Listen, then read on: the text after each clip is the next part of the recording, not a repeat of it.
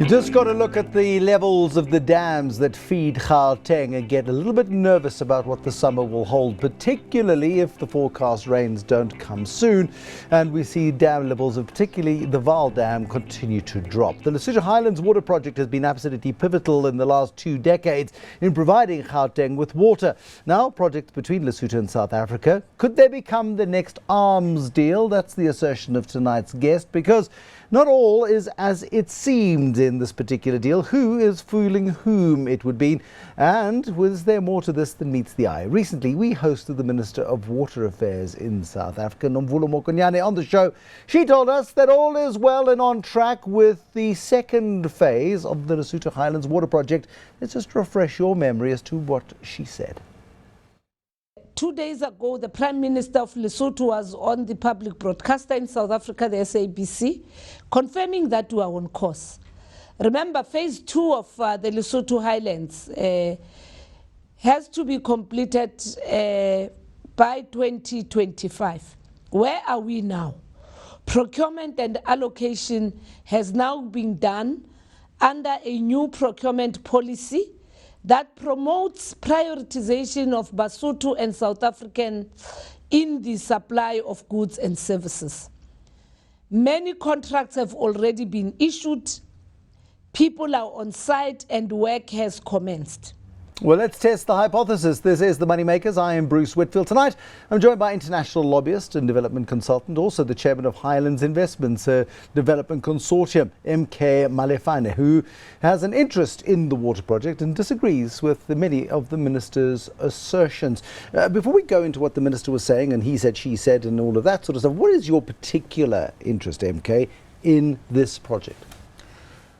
We have been working on the Lesotho Highlands Water Project for the past 8 years to fulfill the conditions and the terms of the Lesotho South Africa Highlands Water Treaty, which is transfer of water from Lesotho to South Africa, Gauteng principally, generation of hydropower, and thirdly, ancillary economic development benefits for Lesotho, and by extension, of course, South Africa. Where is this all going wrong? I mean, for somebody with deep insight into these projects and the deep machinations of what's going on, it all makes sense. For those of us on the outside of it, however, these dams could be absolutely anywhere in the mountain kingdom of Lesotho, and it makes very little difference to us. In simple terms, what has been breached? In simple terms, experts worked out the different phases of the dam's construction for the implementation of the water project. Who's experts? The World Bank, I'm talking international, reputable global experts. Phase 1 is where we are currently receiving water from Katse and Mohale Dam. Phase 2 is supposed to be at Mashai, simply because it has the greatest water capacity. And phase 3 and 4 are at totally different locations in terms of their capability and capacity. But we are going to Podihadi with very little, far less water, was not even anywhere and still is nowhere in the map of the rollout of the phases. The reason why we went to Podihadi currently with little water, government has to answer, but we know some of the issues raised before is that in the Department of Water in Pretoria, if for lack of better words, there was tampering with Gauteng's water demand curve to give an interpretation that we don't need any more water. So the Department of Water lied about Joburg's water needs. It lied, yes. To get leverage in negotiations with the government of Lesotho? In fact, originally to stop any thought of implementation of phase 2. Why? Because they said we don't need water for the foreseeable future. No, but why would the Department of Water, whose job it is to ensure water security, lie about something like that when it's patently obvious, as we sit in water restrictions in Gauteng, that we have a problem? We have made representations to both governments that these issues have to be addressed in terms of, one, most important, Gauteng's future water security, which is under threat. Experts have put it at around 2018, when our security will be breached, meaning whether in Sandton or Soweto or in squatter camps, on commercial farms, or in the factories, when you switch on the tap, there's no guarantee there'll be water. It is that serious. And government has been downplaying and not... What is the motivation for it, though? I don't get the motivation. Why would they lie about it? Look, this is what needs to be interrogated. Why do they lie about it? Many studies were done about Gauteng's water security, water demand curve, even by outside consultants, and they have all said the same thing. We need far more water than where we are actually even going to get out of Pudihari. And now what is happening is that it has been reported in the media that the minister, our Minister of Water, has met with the Prime Minister of Lesotho to try and, in a sense, through the back door, get the Lesotho government to agree for the implementation of Phase 3. But we still have to resolve the issue of why we went to Pudihari, and if we cannot write off our losses and go to the proper side, which is Mashai. Because what it means is if we don't do that, halfway into construction of Pudihari, and even the result of the feasibility study on the hydropower proves that there will be no hydropower, we might then have to commission and therefore have the taxpayer and the consumer pay double. Do you have a commercial interest in either Pudihari or in Mashai? I have a South Africa Lesotho national and public development interest. I've been working at the project for 8 years at my own costs with no assistance yet.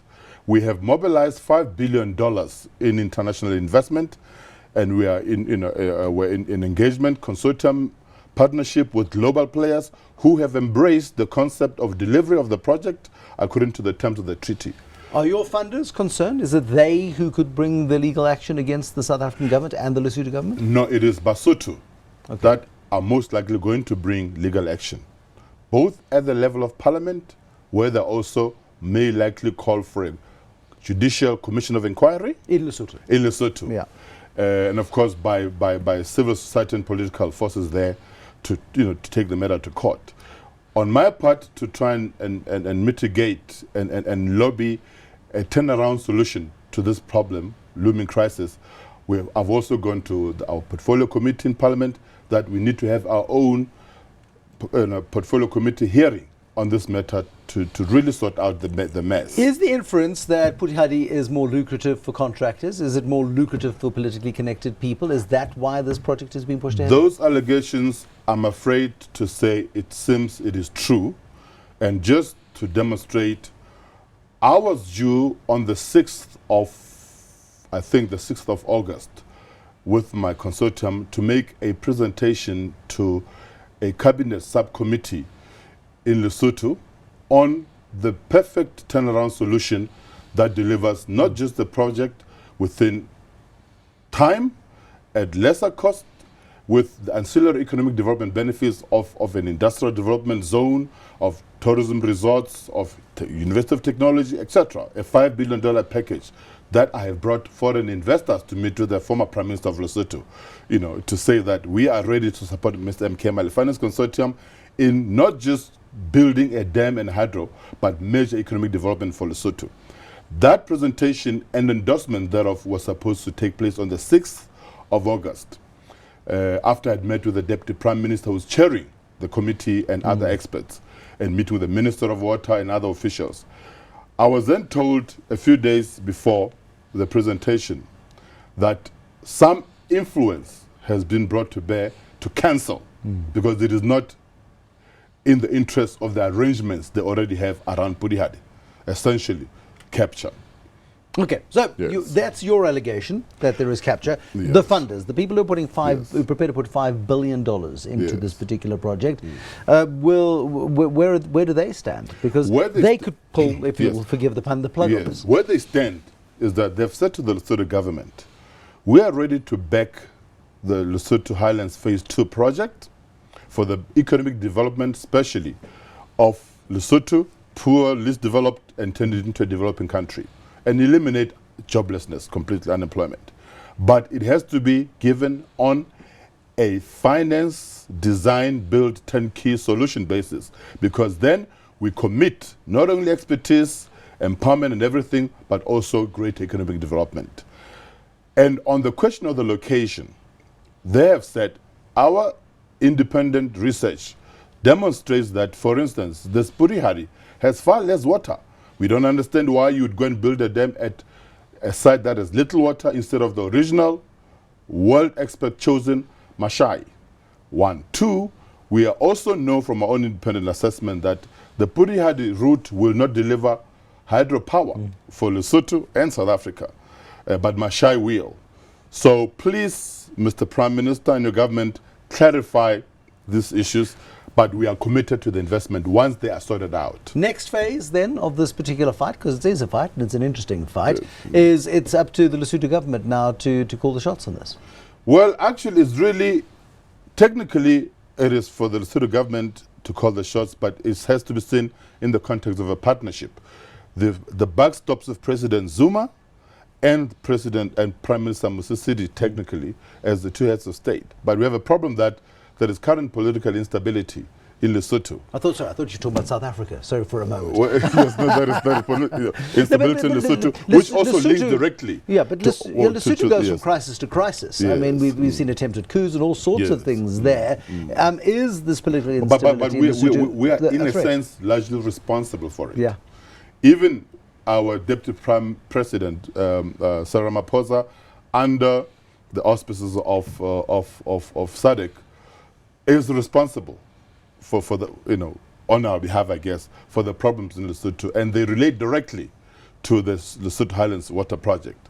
So what needs to happen is that President Zuma has to take leadership, really, even less the Lesotho counterpart, because it is we in South Africa, the taxpayers, the consumers, are going to pay and pick up the tab on this 56 billion ultimately, if we have to build simultaneous 2 dams at the same time. But the quick scenario to get clarity on this is to get a parliamentary inquiry in South Africa, the Parliamentary Committee on Water Affairs. It is to have the Parliamentary Committee Affairs hearing in South Africa, decision made as soon as possible, because next week I've been made to believe that on the Lesotho side, the Parliament is going to do just that. We must leave it there. MK, thank you very much for coming through. The lobbyist, development consultant, and also chairman of the Highlands Investments and Development Consortium, MK Malefane, with an interesting tale of water and the fact that South Africa, which has gone to war and got its nose bloodied before over water in Lesotho, remember the Katse Dam disaster, we could very well go back there again if we're not too careful about it. There'll be more contentious issues to be tackled on future Moneymakers. For now, though, good evening, have a good drink, and fill up your carafe or your bottle before you go to bed. You might need it in the morning. Good night.